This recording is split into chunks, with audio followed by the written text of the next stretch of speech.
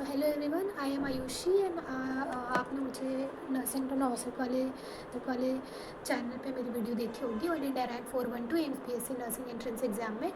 तो उस वीडियो के बाद आपने मुझे बहुत सारे क्वेश्चंस भेजे हैं यूट्यूब वीडियो के कमेंट सेक्शन में भी, मेरे यूट्यूब चैनल के कमेंट सेक्शन में और इंस्टाग्राम डीएम पे भी। तो ये वीडियो 2 पार्ट्स में आएगी जिसमें मैं आपके सारे क्वेश्चंस का रिप्लाई करूँगी, आंसर करूँगी।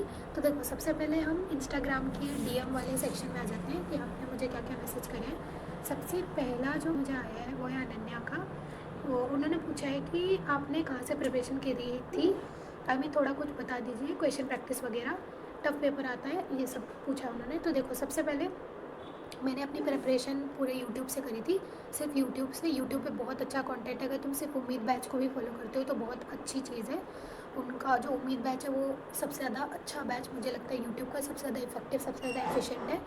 तो वहाँ से कर सकते हैं। क्वेश्चन प्रैक्टिस में हमें प्रीवियस ईयर क्वेश्चंस पे ध्यान देना है। नीट के प्रीवियस ईयर क्वेश्चंस, एम्स के प्रीवियस ईयर क्वेश्चन तुम्हें नर्सिंग टू नौसठ वाले चैनल पे भी मिल जाएंगे और बहुत सारे ऐसे चैनल्स हैं जो AIIMS BSc nursing entrance exam की प्रिपरेशन करवाते हैं, तो वो भी क्वेश्चन पूरा मतलब क्वेश्चन प्रैक्टिस करवाते हैं वीडियो में, तो हम वहाँ से क्वेश्चन प्रैक्टिस कर सकते हैं। और उन्होंने पूछा टफ पेपर आता है क्या, तो अगर तुम्हारी प्रिपरेशन अच्छी होगी तो तुम कर लोगे, मतलब तुम क्वेश्चन प्रैक्टिस ज़्यादा करना। मेरे केस में यह था कि मैंने क्वेश्चन प्रैक्टिस बहुत सारे किए थे फिजिक्स के, तो इसलिए मेरे से क्वेश्चन बन गए क्योंकि देखे हुए क्वेश्चंस थे सारे। तो अगर अच्छे क्वेश्चन प्रैक्टिस करोगे तो हो जाएगा। ज़्यादा टेस्ट, ज़्यादा क्वेश्चन प्रैक्टिस से ही होगा। अगर तुम अभी तक, तो मुझे लगता है कि तुमने थ्योरी पढ़ ली होगी अच्छे से, तो अब तुम्हें क्वेश्चन प्रैक्टिस करना है और टेस्ट देना है। नेक्स्ट क्वेश्चन पे चलते हैं। नेक्स्ट क्वेश्चन जो है वो साचू एट 0098 का है। उन्होंने पूछा है कि आपको नर्सिंग टू नौसठ चैनल पे देखा कि आप बता सकते हैं फिज़िक्स के लिए इंपॉर्टेंट चैप्टर। तो जो फिज़िक्स के लिए इंपॉर्टेंट चैप्टर है वो ये है कि जैसे कोई इंपॉर्टेंट चैप्टर तो नहीं होता किसी एक सब्जेक्ट का, हमें सब कुछ ही पढ़ना पड़ता है, लेकिन जो इंपॉर्टेंट चैप्टर अगर बात करें तो मॉडर्न फिज़िक्स बिल्कुल ही छोड़नी है। देखो, फिजिक्स और तुम चैप्टर में पढ़ोगे तो बहुत ज़्यादा हो जाएगा, तुम उसको पार्ट में पढ़ोगे तो ज़्यादा अच्छा है। जैसे मान लो हम समझते हैं कि 11th क्लास का पहला पार्ट है काइनामेटिक्स, तो काइनामेटिक्स को अच्छे से पढ़ लो।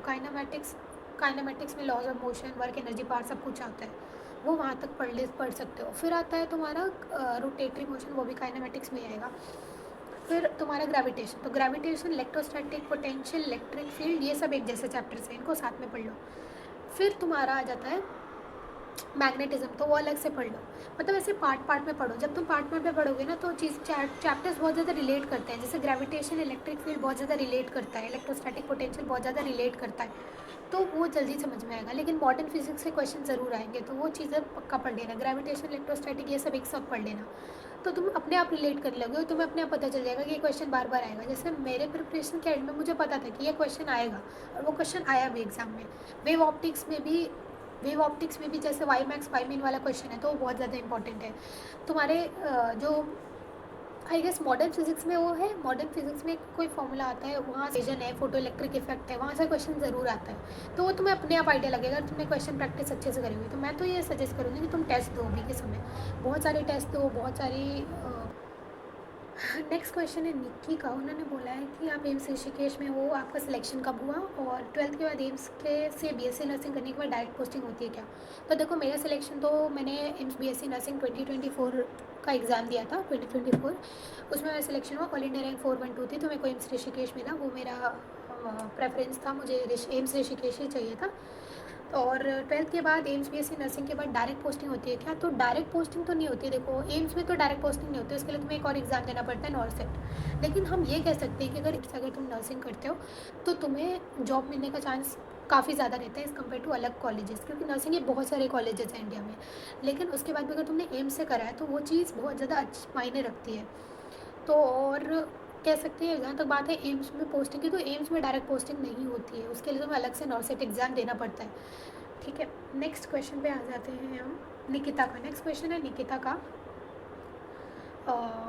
वो कहते हैं कि बहुत ज़्यादा लेस टाइम बचा है तो हम ज़्यादा पढ़ाई कैसे करें। तो इसका आंसर ये है कि जैसे अगर तुम्हारा वो डिपेंड करता है तुम्हारी लेवल ऑफ प्रिपरेशन। अगर तुमने थोड़ा बहुत पढ़ रखा है तो तुम क्वेश्चन प्रैक्टिस करो, टेस्ट दो, अपनी गलतियाँ एनालाइज करो। अगर तुमने बिल्कुल ही नहीं पढ़ रखा है, तुम्हें लग रहा है कि हाँ तुम सब कुछ भूल रहे हो, तो तुम एक बार लेक्चर देखो। लेक्चर में भी तुम्हें पूरे पूरे लेक्चर नहीं देखने, तुम्हें वन शॉट देखना है। जैसे उम्मीद बैच है फिजिक्स वाला का जो पूरे पूरे वीडियोज़ हैं जिसमें पूरी पूरी ऑर्गेनिक केमिस्ट्री या पूरा पूरा एक चैप्टर किया हुआ है, वो तुम देखो, वन शॉट वीडियोज़ देखो, फिर क्वेश्चन प्रैक्टिस करो, तो तुम्हें अपने आप अपने आप कॉन्फिडेंस आएगा, तुम समझ में आएगा। अगर तुम भूल रहे हो बहुत ज़्यादा तो तुम ऐसे ही चीज़ें रिवाइज़ कर सकते हो। अगर तुम थ्योरी भूल रहे हो तो तुम्हें वन शॉट देखने, अगर तुम थ्योरी याद है, तुम्हें सब कुछ फॉर्मूला शीट वगैरह बना रखे हैं, तो फॉर्मूला रिवाइज़ करो, टेस्ट दो, क्वेश्चन प्रैक्टिस करो।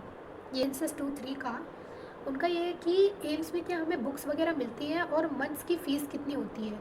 तो देखो, बुक तो तुम्हें खुद ही खरीदनी पड़ती है। बुक तो क्या ही है, मेडिकल फील्ड में हो तो तुम्हें बुक्स वगैरह ज़्यादातर पीडीएफ वगैरह यूज़ कर सकते हो, क्योंकि कितनी ही बुक्स हम खरीद सकते हैं, हमें बहुत ज़्यादा पढ़ना होता है।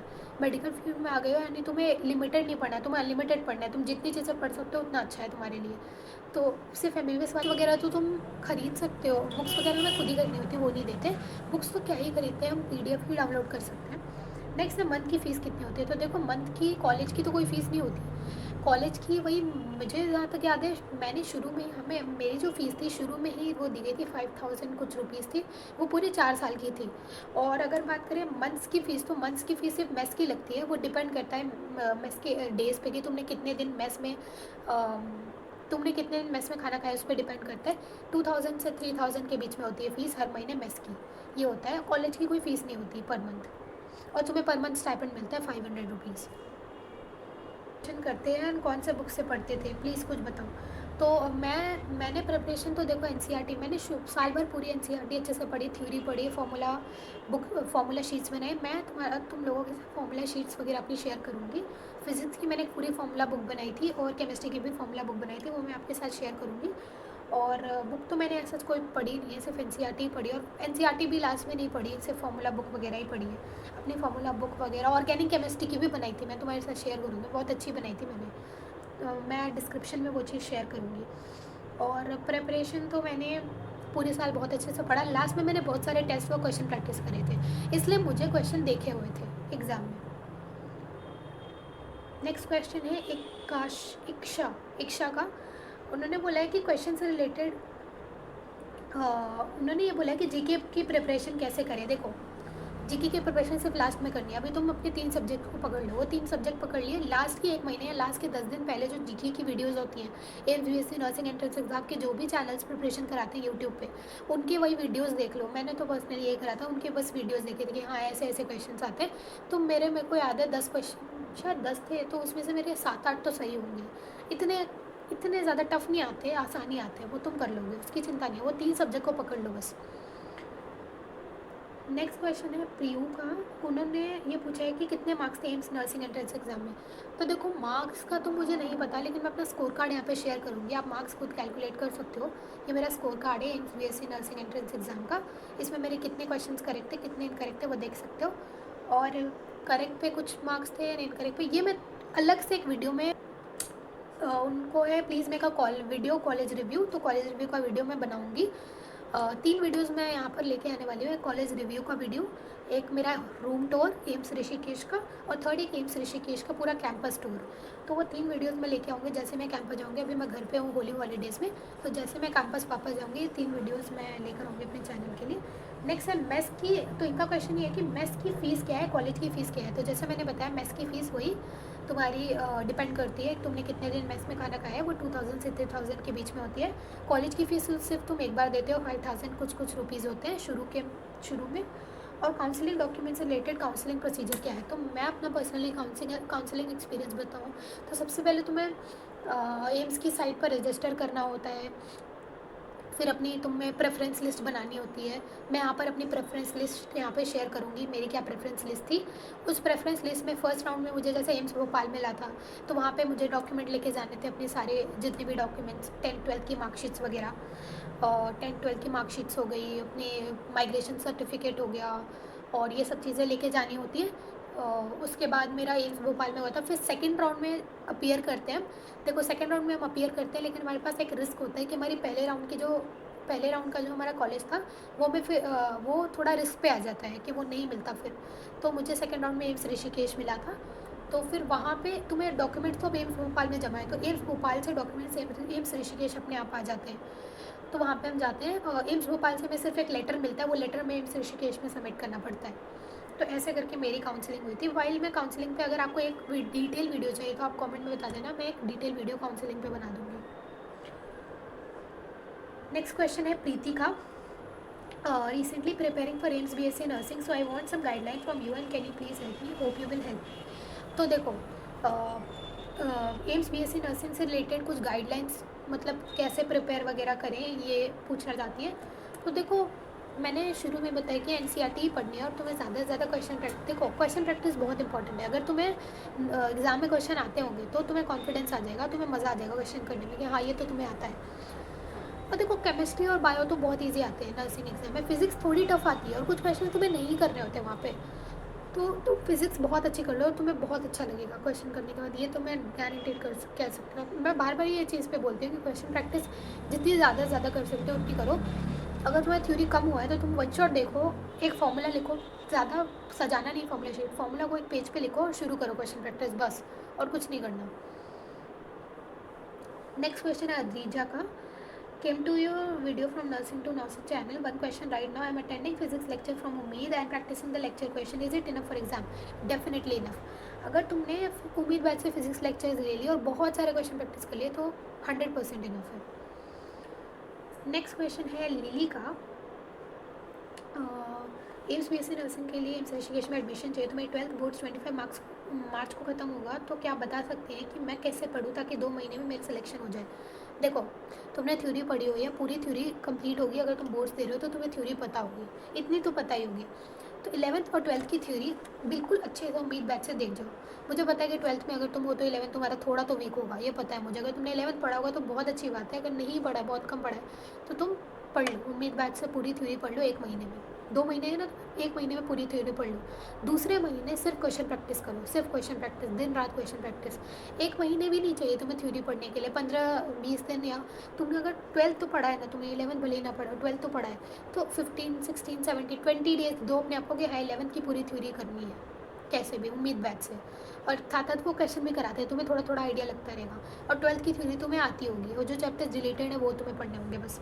फिर तुम क्वेश्चन प्रैक्टिस करो 1 महीने जम के पूरा अच्छे से, और जितने क्वेश्चन हो सकते हैं उतने करो, टेस्ट दो, हो जाएगा, ठीक है।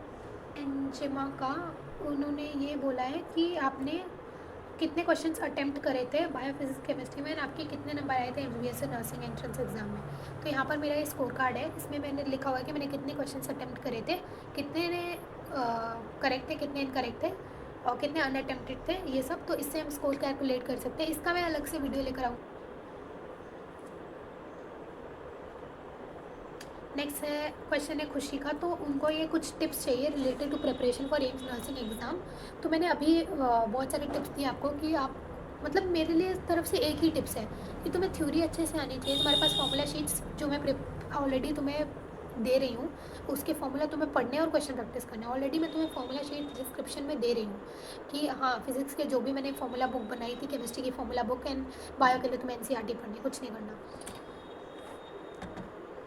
नेक्स्ट है हर्षिता का क्वेश्चन कि आप जीके कैसे करते थे। तो जीके का मैंने तुम्हें बताया कि सिर्फ 10 दिन पहले भी नहीं, अगर तुम 1 दिन पहले भी एग्जाम के से वीडियो देख के जाते हो तो हो जाएगा जीके में तुम क्वेश्चंस प्रेडिक्ट नहीं कर सकते। तुम फिजिक्स केमिस्ट्री बायो को प्रेडिक्ट कर सकते हो कि हाँ ये आएगा, लेकिन जीके में प्रेडिक्ट नहीं कर सकते, तो उसमें टाइम वेस्ट करने का कोई मतलब नहीं है।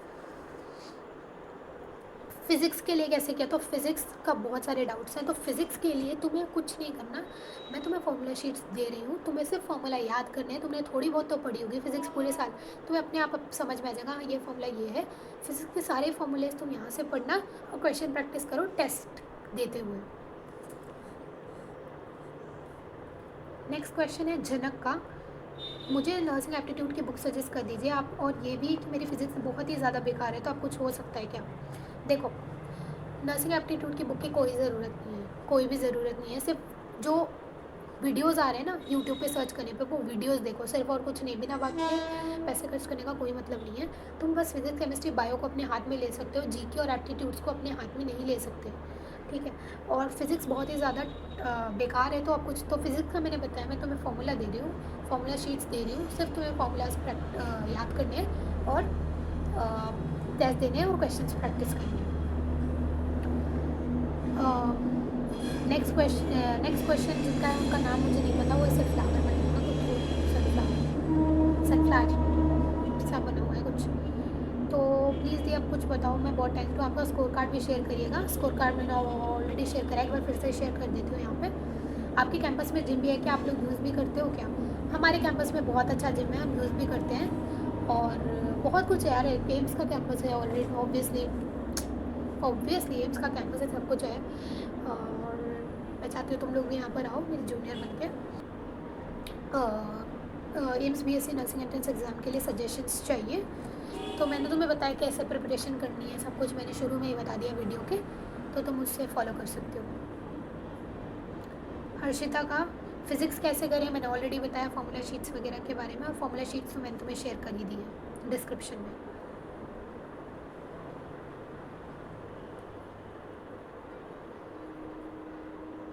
नेक्स्ट क्वेश्चन है रिया का, पैरामेडिकल और बीएससी नर्सिंग कौन सा कोर्स ज़्यादा प्रेफरेबल है? Depends on you. देखो हम कहते हैं ना कि पैरामेडिकल एंड नर्सिंग इसमें ज़्यादा स्कोप है, तो स्कोप हमेशा हम पे डिपेंड करता है, स्कोप कभी भी कोर्स पे डिपेंड नहीं करता।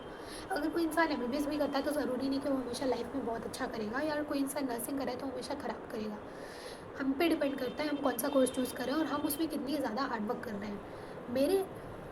मेरे सोचने में ये है कि जैसे अगर मैंने, वो तुम्हारे ऊपर डिपेंड करता है कि तुम्हें किस में ज़्यादा इंटरेस्ट है ना, तो इट डिपेंड्स ऑन यू कि तुम्हें क्या चीज़ अच्छी लग रही है, तुम्हें केयर करना अच्छा लग रहा है। और ऐसा भी नहीं कि तुम सिर्फ केयर ही करते हो पेशेंट्स की, तुम्हें उनकी अच्छे से केयर करनी, इन द सेंस कि अगर कोई डायग्नोसिस लिखी हुई है तो तुम्हें वो आनी भी चाहिए कि हाँ ये डायग्नोसिस के लिए ये मेडिसिन क्यों चल रही है, तब तब ये माना जाएगा कि तुम एक अच्छे नर्स हो। ऐसा नहीं कि तुम्हें ये मेडिकेशन एडमिनिस्टर करने को दे दिया और तुमने एडमिनिस्टर कर दिया और तुम्हें यही नहीं पता कि वो मेडिकेशन क्या काम कर रही है। मेरी टीचर हमेशा ये बोलती है कि तुम तभी एक अच्छी नर्स बन पाओगे जब तुम्हें पता हो कि वो मेडिकेशन जो तुम दे रहे हो वो किस यूज़ की है, वो क्या कर रही है बॉडी में जाके, इसका मोड ऑफ एक्शन क्या है। और इवन अभी ये चीज़ें पढ़ाई भी जाती हैं। तो ऐसा नहीं है कि हर फील्ड अपने आप में यूनिक होती है, हर फील्ड अपने आप में इंडिपेंडेंट होती है। वो हम पे डिपेंड करता है कि हम उस फील्ड को कैसे और ज़्यादा ब्राइट बना रहे हैं, कैसे उस फील्ड को और ज़्यादा लोगों तक पहुँचा रहे हैं, कैसे उस फील्ड को हम और ज़्यादा लोगों को एनकरेज करें कि तुम इस फील्ड को ज्वाइन करो, आओ और इस फील्ड को ज्वाइन करो, ये फील्ड बहुत ज़्यादा ब्यूटीफुल है। ठीक है, तो ये हम पे डिपेंड करता है। अगर तुम्हें पैरामेडिक्स में ज़्यादा इंटरेस्ट है तो तुम उसमें जाओ, लेकिन उस फील्ड को ऐसा बनाओ कि वो तुमसे लोग और ज़्यादा इंकरेज होकर उस फील्ड में आना चाहें। अगर तुम नर्सिंग में जा रहे हो तो तुम उस फील्ड को ऐसा बनाओ कि तुमसे इंकरेज होकर और लोग आना चाहें उस फील्ड में। ठीक है, तो ये बहुत अच्छा क्वेश्चन था, तो अब तुम्हें समझ में आ गया कि क्या करना है तुम्हें।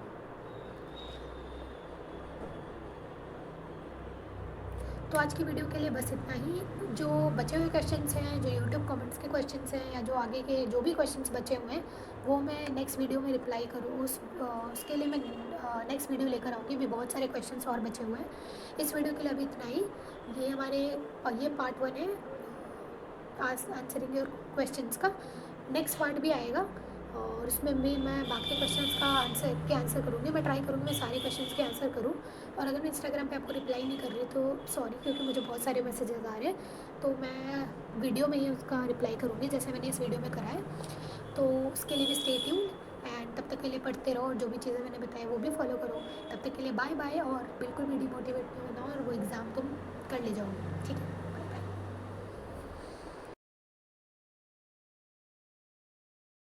समराइज़ कर देती हूँ। मेरे टोटल करेक्ट है 72, टोटल रॉन्ग थे 6 और टोटल ब्लैंक था 22। तो ब्लैंक वालों को तो हटा दो बिल्कुल ही।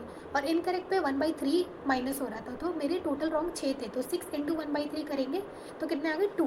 तो 2 यानी 2 मार्क्स मेरे माइनस होंगे, तो 72 - 2 यानी आ जाएगा 70। तो मेरा जो स्कोर था वो था 70।